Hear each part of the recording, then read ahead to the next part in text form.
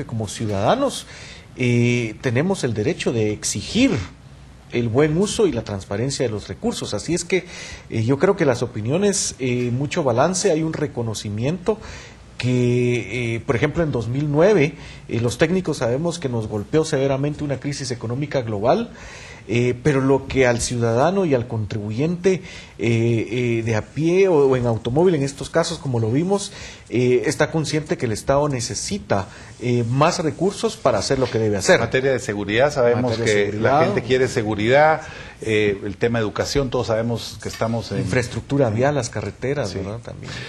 Hay un tema que sería interesante antes de que entremos al paquete en sí mismo. Guatemala, ¿cómo se ubica en cuanto a la tributación a nivel latinoamericano? Siempre hay una crítica de que nuestro país es uno de los que donde menos se tributa. Bueno, es una pregunta que normalmente se ha respondido de una manera muy simple. Voy a hacer el esfuerzo de no repetir lo que ya sabemos. Una forma de responder esta pregunta es medir el volumen de recaudación en términos del tamaño de la economía, ¿verdad? Esta es la famosa carga tributaria. En esta forma de medirlo, definitivamente Guatemala no está bien. Es de las más bajas en Latinoamérica y ciertamente la más baja de Centroamérica. Los datos lo que revelaron es que, por ejemplo, en 2009, cuando nos golpeó la crisis, la de Guatemala era no solo la carga tributaria más baja, sino que fue la que más cayó. La que más cayó, la más golpeada. Pero, por ejemplo, el sector privado guatemalteco tiene razón. Por ejemplo, cuando vemos la tasa impositiva sobre el impuesto sobre la renta, pues está en 31%, y esto de ninguna manera es la más baja de la región. No obstante, también se dice que el impuesto sobre la renta al final lo termina pagando un grupo muy pequeño y un grupo muy grande no lo paga, y un poco la informalidad. Pero también ahí tenemos un problema estructural, ¿verdad? La región latinoamericana es la más desigual del mundo. Y Guatemala es de los más desiguales. Entonces, de alguna manera, si la riqueza está concentrada, eso es natural, ¿verdad? Y luego, solo una medición más, por ejemplo, en el tema del IVA.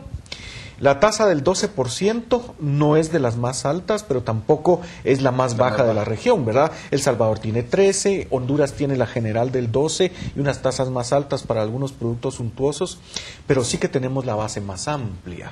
Vamos, ¿no? Ricardo, sí, vamos a el tiempo en este programa siempre nos machuca un poco. Vamos a ir ahora a un corte comercial y luego vamos a volver y tratar de presentarle a los televidentes los puntos más destacados de la paquete de reformas que va a presentar el gobierno, o que por lo menos están en este momento en el tapete de discusiones. Claro. Vamos a un corte, usted no nos pierda la sintonía porque viene la parte más interesante de este programa.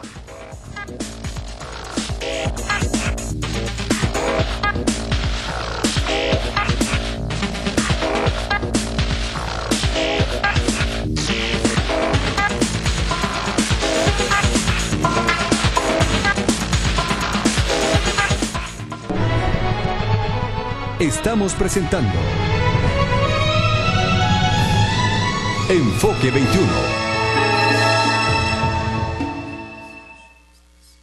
Todos queremos cambiar el mundo, hacerlo mejor, hacerlo libre. Sin información, sin saber lo que sucede, sin conocer lo que nos afecta, es imposible tomar decisiones. La información es tu poder, porque el siglo no cambia cada 100 años, el siglo cambia a cada momento. Siglo XXI. Muy bien, nada mejor que relajar el espíritu con un espacio sobre música. Paulo Alvarado, gran músico guatemalteco, con todos nosotros en el programa de A Solas.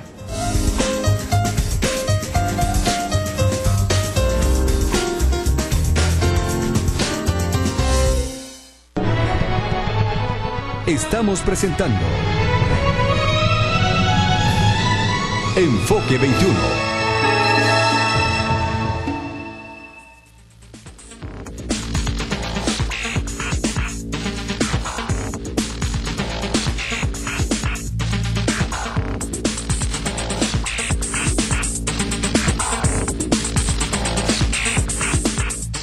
Estamos de vuelta con Enfoque 21, tratando el tema, la reforma fiscal en Guatemala, y Ricardo Barrientos, economista del Instituto Centroamericano de Estudios Fiscales, está con nosotros. Ricardo, para ir profundizando un poco ya en el tema, el presidente Otto Pérez se lanzó, habría que decirlo de alguna manera, valientemente en los primeros días de su gestión a intentar una reforma tributaria. El gobierno del presidente Álvaro Colom fracasó en 2 intentos, terminó haciendo lo que ellos llamaron una reformita que no fue más que parches mal puestos y finalmente no resolviendo el problema fiscal. Ustedes estuvieron esta semana, tengo entendido, el grupo G40 del que formas parte, que sí, has participado, que han discutido sobre el tema fiscal durante más de 2 años ya. Se reunieron con el equipo del Ministerio de Finanzas y el equipo del gobierno y el presidente y la vicepresidenta Valdetti y les presentaron el paquete. ¿Hubo novedades en torno a las propuestas que ustedes escucharon y que van a ser parte, si no hay cambios, porque sé que hay oposición a alguna de estas propuestas? En grandes agregados no, la propuesta no trae mayores cosas nuevas, y recordemos que una promesa de campaña electoral del hoy presidente Pérez Molina es que él iba a retomar el pacto fiscal. La última comisión de pacto fiscal que funcionó fue el grupo promotor del diálogo fiscal en 2008, ellos en enero presentaron una propuesta de reforma fiscal integral y lo que nosotros estamos viendo es que lo que estamos analizando hoy en día responde en buena medida a lo que se propuso en 2008, o sea que viene del pacto fiscal. Y resumiendo las reformas al impuesto sobre la renta, vehículos, ¿cuáles dirías que son los ejes principales y los que, digamos, a la población le interesa conocer más? Una forma de ver eso es poner la propuesta del pacto fiscal y la que tenemos ahora. Entonces, un primer componente que estaba recomendado en el pacto y que ya fue aprobado es la ley antievasión 2, el decreto hoy 4/2002. Esa era una parte y ese ya es ley, sí, está aprobado. Se aprobó esta semana. La semana pasada, sí, jueves o algo así. Luego está, voy a empezar diciendo lo que no está. No hay un incremento a la tasa del impuesto al valor agregado. Sí hay una propuesta para una ley completamente nueva del impuesto sobre la renta. Luego hay una ley del sistema aduanero nacional que básicamente es un vacío legal que debemos llenar. Es una medida anticontrabando. También tenemos una revisión completa del tratamiento tributario de los vehículos con el impuesto de primera matrícula y una revisión del impuesto de circulación de vehículos. Y luego algunas otras medidas de acondicionamiento de tipo legal o administrativo, pero básicamente esos son los componentes. Todos sabemos que, bueno, el IVA es el centro toral siempre de la recaudación, pero el impuesto sobre la renta juega un papel vital. Y lo que ha habido oposición tanto del G40 como de grupos del sector político y del sector social también, están señalando que hay, digamos, llamémosle una injusticia en cuanto a las tasas que se están imponiendo, porque se está golpeando mucho a la clase trabajadora, mientras que se beneficia o se le da un privilegio digamos, a las utilidades de las empresas. Yo creo que es una preocupación que viene un poco de cómo se está comunicando la reforma. Hasta el momento apenas está empezando a circular borradores del texto puramente del proyecto de ley, y lo que hay es un PowerPoint. Y un PowerPoint es una gran herramienta de comunicación, pero también deja atrás un montón de información. Entonces, un tema tan técnico no es fácil comunicarlo. Y en este caso, por ejemplo, en las empresas, el cambio importante es que parte del impuesto deja de aplicarse sobre la empresa, sino que las utilidades se van a donde está el accionista, a través de la distribución de dividendos. Entonces, por eso es que vemos una reducción de la tasa para las empresas, pero se aplica el impuesto sobre los dividendos al 5%. Eso no es fácil entenderlo, pero hay que entender que es la misma utilidad de la empresa, ¿verdad? Que ahora está grabado en 3%, ¿no? Por el impuesto sobre la renta está exento y lo único que está grabado es con el timbre fiscal en el caso que se documente la distribución de dividendos, pero no siempre se hace.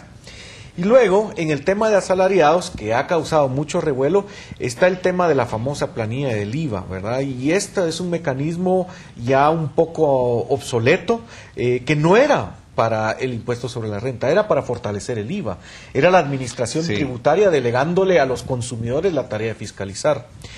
Esto está dando ya problemas. hay un tráfico de facturas, entonces la idea es que se quita y se reacondiciona todo el resto del impuesto para que el impacto no sea muy fuerte.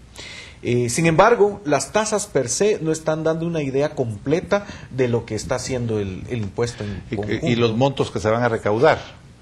Los montos que se van a recaudar, hay algunas estimaciones gruesas que ha presentado el equipo de gobierno que yo creo que sería pertinente revisar, y esa es una de las cosas que el G40 posiblemente va a salir solicitando, invitar al ministro, sin presionarlo por supuesto porque ahorita es un momento crítico, y ahondar un poquito más en los cálculos y el entorno macroeconómico, pero más o menos yo creo que lo que está diciendo el ministro es lo que podría rendir la reforma.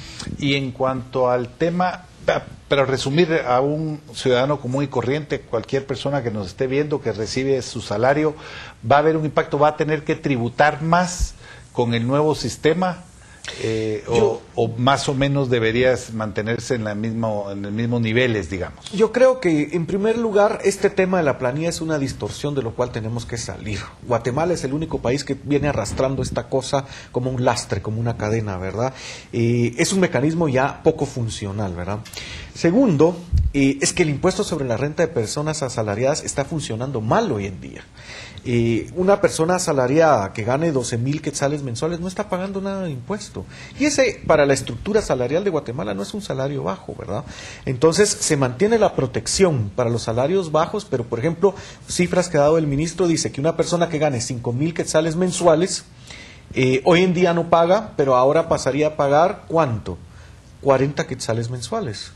Entonces, si lo vemos, ya no digamos comparémonos con los estándares europeos, con los estándares centroamericanos. Para alguien que gana 5,000 quetzales mensuales, 40 quetzales, puede que sea el impuesto justo. Si ya gana 10,000, 12,000, ya paga 600 o 300 o 400 quetzales. Si alguien que gana 20,000, pues ya le tocará pagar 1,000 quetzales mensuales. O sea que sí hay una proporción. Naturalmente esto va a ser incómodo, porque si hoy no está pagando nada por la planilla del IVA, sí, 40 quetzales más, pues es incómodo, pero quizá es el aporte que deberíamos estar pensando, ¿verdad? Y el tema de la circulación de vehículos, ¿es una tasa fija que se está poniendo según el valor del carro, que se incrementa, o cómo funcionaría? Son dos medidas fiscales, el impuesto de primera matrícula y el impuesto de circulación de vehículo. El de primera matrícula es para componer un problema que tuvimos a partir de 2004. Por una norma de la Organización Mundial de Comercio, del Acuerdo General de Aranceles y Comercio, a partir de 2004 los impuestos que pagan los vehículos importados es con base a un valor en factura y no respecto al valor de mercado. Entonces, lo que hemos visto es un montón de facturas falsas o facturas que traen un carro muy lujoso por $200. Y entonces, desde 2004 se perdió recaudación y entonces el impuesto en primera matrícula es recuperar esa recaudación, ¿verdad? Por eso es que se propone eliminar los derechos arancelarios y sustituir con el nuevo impuesto de primera matrícula. No es impuesto sobre impuesto. En el tema de circulación de vehículos, yo creo que, bueno, sí, es doloroso, es un incremento de impuesto, pero creo que al gobierno le ha faltado explicar algo. Porque si solo vemos el tema de circulación de vehículos por el lado tributario, vamos mal, va a generar incomodidad. Creo que deberíamos ver para qué se van a usar los recursos. Por ejemplo, yo planteo, el ICEFI plantea, si el destino de esto es que los automovilistas, los que conducimos un carro particular, vamos a pagar un poco más de impuestos para de una vez por todas componer el sistema público, el de transporte público de pasajeros, urbano y extraurbano, y no ver que toda esa pobre gente que va enlatada en los buses. Y el subsidio que se y luego la corrupción, y eso lo vamos a ver. Yo creo que si este gobierno realmente complementa que esto es para, por ejemplo, un buen sistema de transporte de pasajeros urbano y extraurbano, yo creo que con gusto lo vamos a pagar todos. Más pagaríamos, creo yo. Vamos a ir a un corte y luego tal vez volvemos con los últimos toques sobre